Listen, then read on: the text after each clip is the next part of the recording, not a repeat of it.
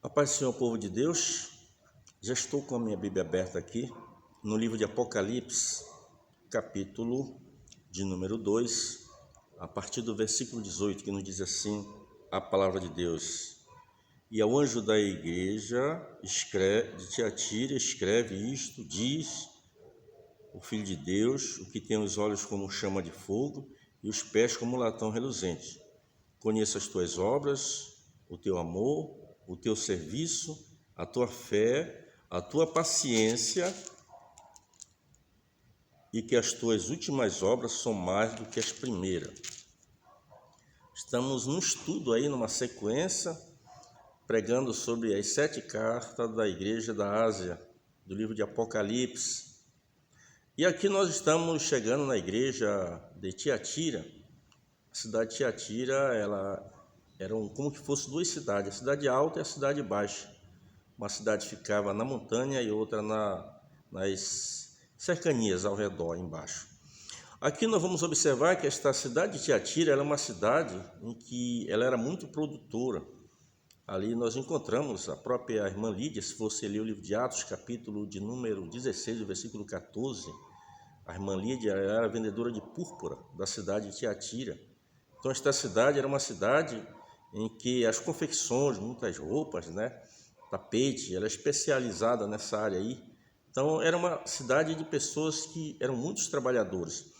E aqui Deus, tratando com o próprio anjo da igreja, que era o pastor, ele disse: olha, eu sei as tuas obras, O Senhor Deus nos acompanha 24 horas, o nosso agir, o nosso falar, o nosso pensar. E aqui diz: olha, eu sei as tuas obras e o teu amor. Nós vemos aqui 4 coisas importantes na vida desse pastor, Dentro dessas obras aparece o que? O amor. Se você já ouviu sobre a igreja de Éfeso, eles haviam perdido o primeiro amor. Mas esse pastor aqui, ele continuava com essa virtude. Ele tinha amor no seu coração. É muito importante, o evangelho de Cristo para ser pregado, é importante que o pastor da igreja tenha amor pelas almas, amor pelas vidas, amor pelas famílias. É muito importante isso. Então ele tinha o amor, essa virtude maravilhosa chamada amor. Outra coisa, o teu serviço, ou seja, ele era uma pessoa trabalhadora, uma pessoa dedicada, uma pessoa esforçada. A Bíblia diz que maldito é todo aquele que fizer a obra do Senhor relaxadamente.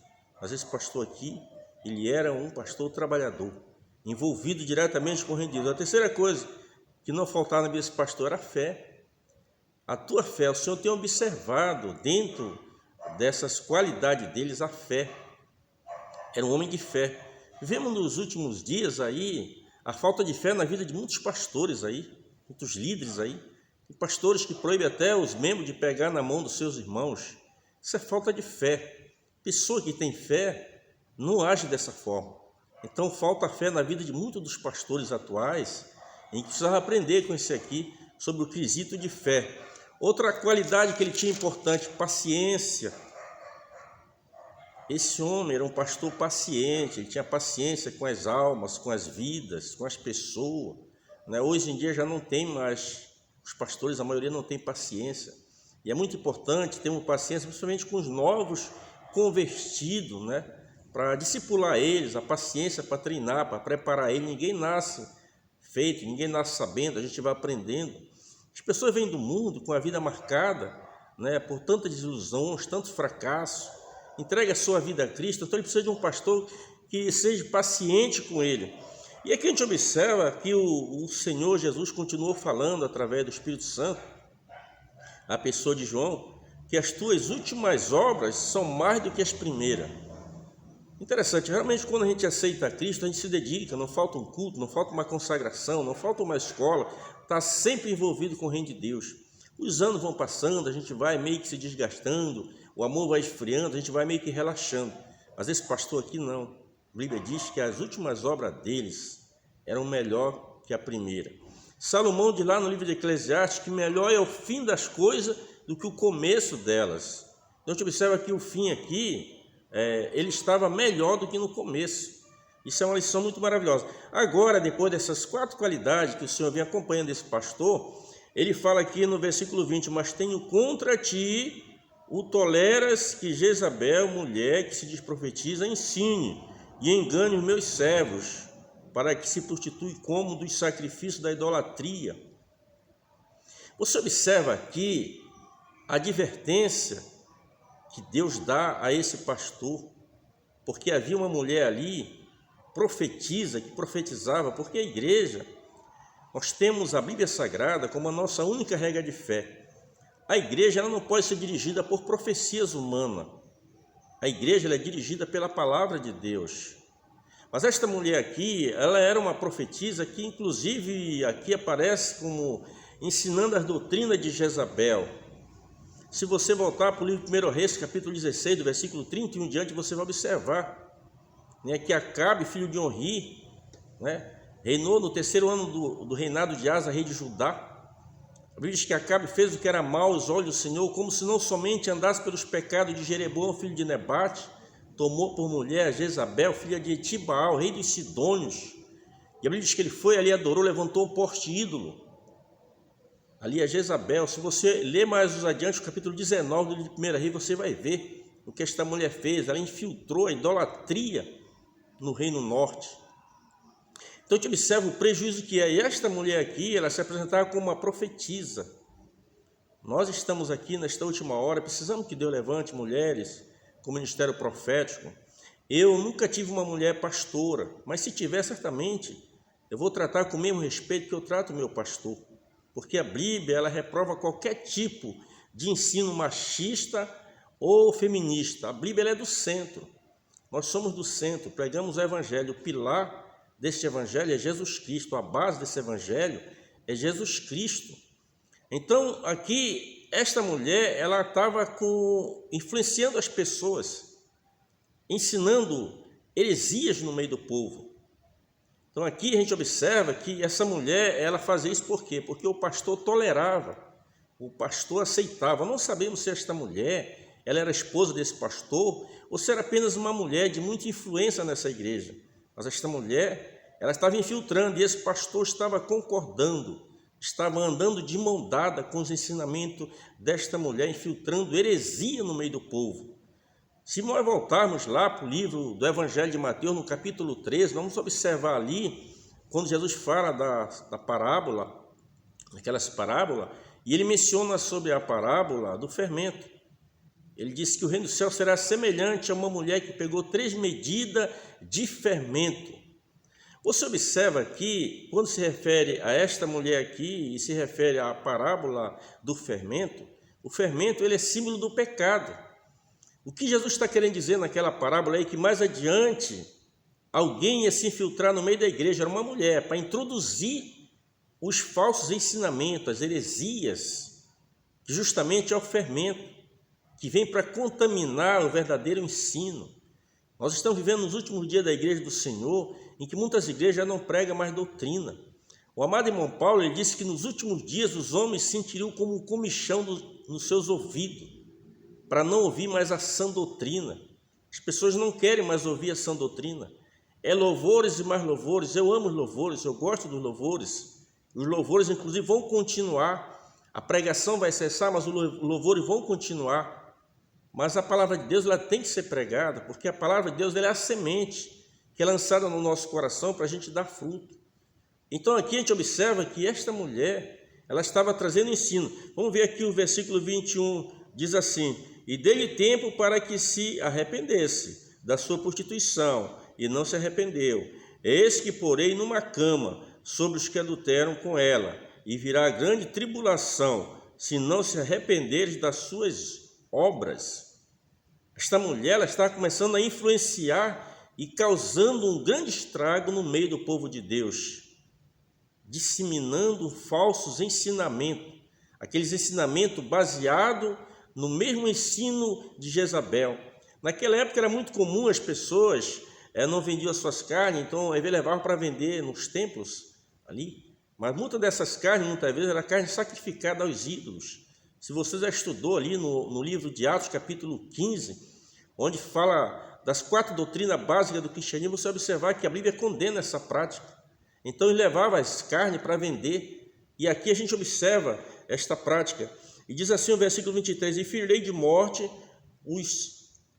a seus filhos. Todas as igrejas saberão que eu sou aquele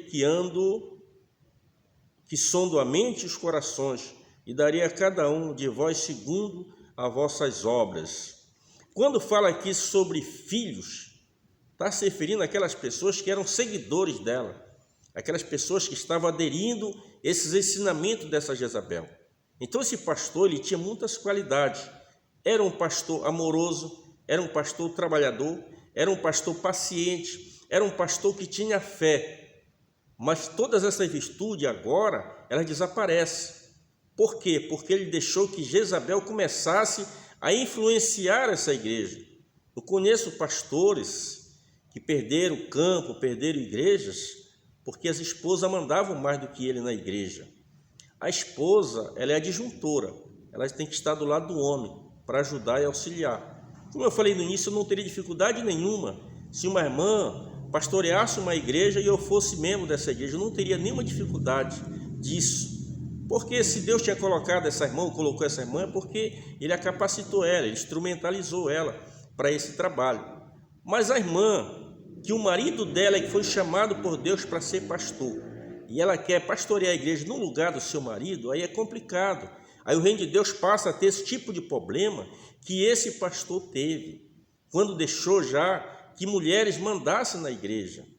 Quando você, mulher de Deus, serva de Deus, o Senhor te colocar na frente de um trabalho, sem problema. Agora aqui você observa que Deus está tratando com o anjo da igreja. Deus não trata com os membros, Ele trata com o anjo, direto. Porque muitas vezes tem muitas pessoas que largam o mundo, vêm para a igreja, só que chega aqui na igreja e não tem aquela doutrina que deveria ter, mas esta pessoa entregou a vida dele a Cristo.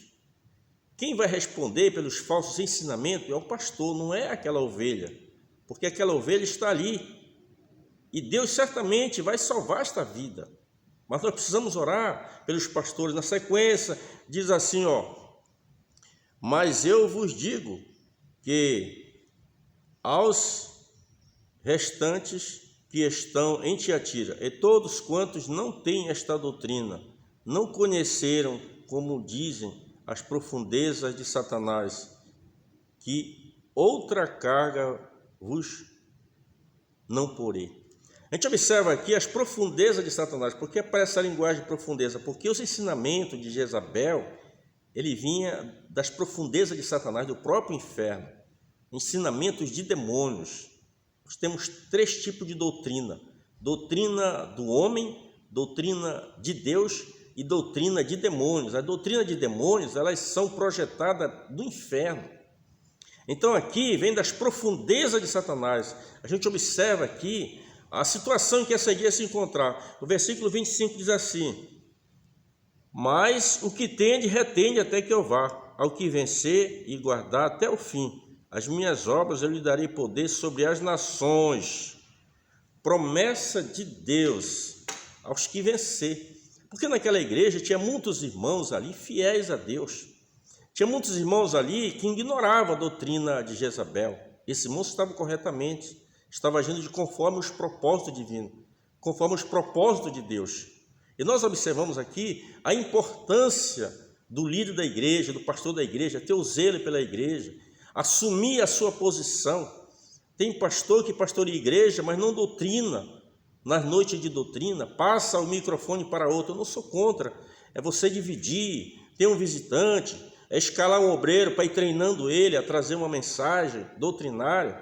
Mas se nós temos 4 cultos de doutrina, pelo menos 3 doutrinas no mês, esse pastor tem que puxar a responsabilidade para si, porque a igreja, que é a ovelha, ela quer ouvir a voz do seu pastor.